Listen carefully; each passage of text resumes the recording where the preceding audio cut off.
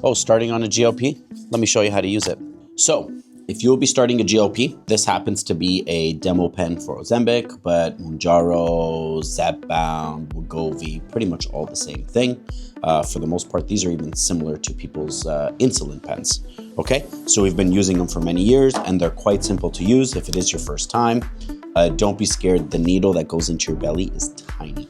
Okay, 4 millimeters, 5 millimeters, it's tiny. So nothing to worry about. So generally, first you're gonna have a pen. Okay, you can remove the cap.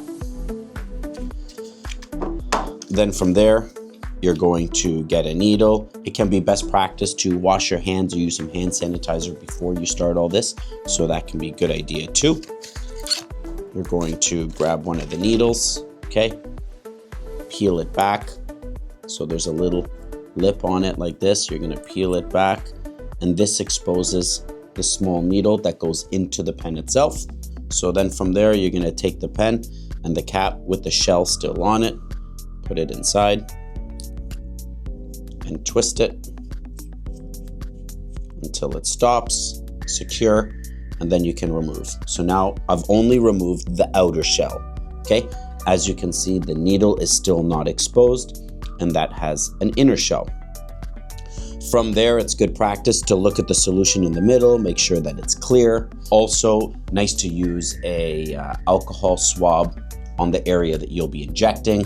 So sometimes at this point, the needle's ready to go, okay?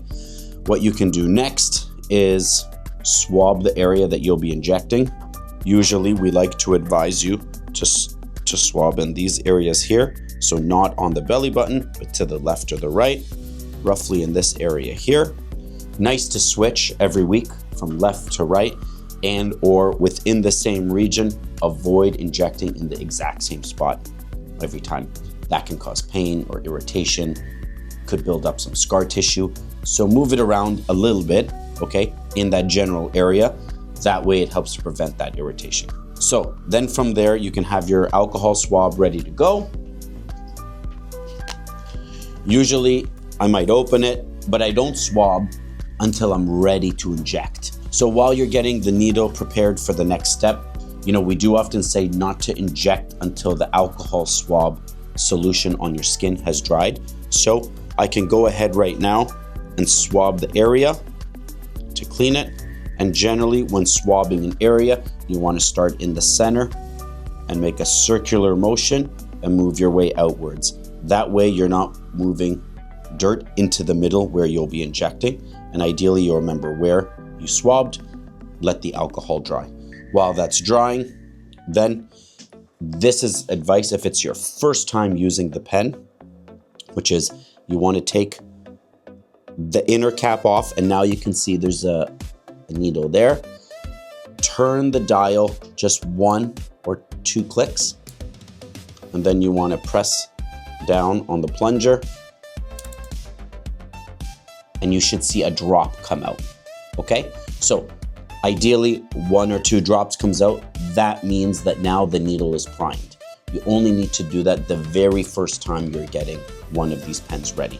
So now that I know it's primed, now that I've seen the alcohol has dried, the next thing you're going to do is dial the pen until you get to the desired or recommended dose recommended by your doctor.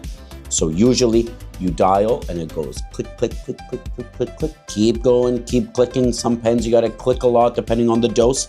But basically you're gonna click, click, click, click, click until your dose is in the window.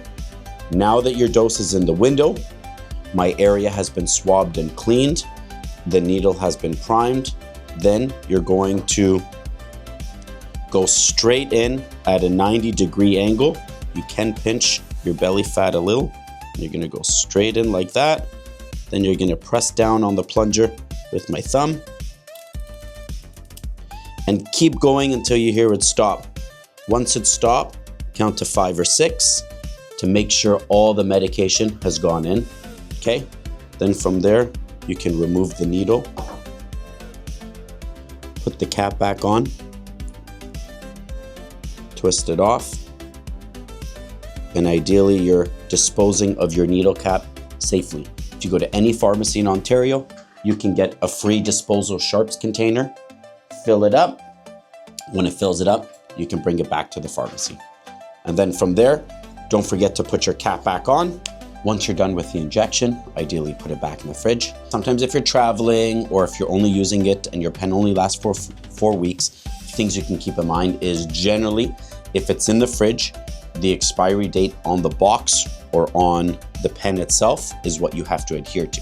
However, once it's at room temperature, they are generally good for 4 to 8 weeks. Check with the specific product that you're using, because Ozempic is good out of the fridge for 8 weeks, whereas Mounjaro is stated to be good out of the fridge for 4 weeks. So that can be helpful if you're traveling. You might not need to refrigerate it if it's gonna run out within the expiry of being at room temperature. But due to the price of these medications, I do often suggest you might as well leave it in the fridge, especially because if you forget a dose or you're not feeling well, then it's already in the fridge and you're not going to lose your product. Like and share. If you have any questions, comment here.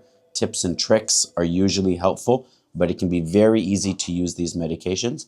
But don't forget, protein and muscle is the next step that is most important if you're using one of these medications.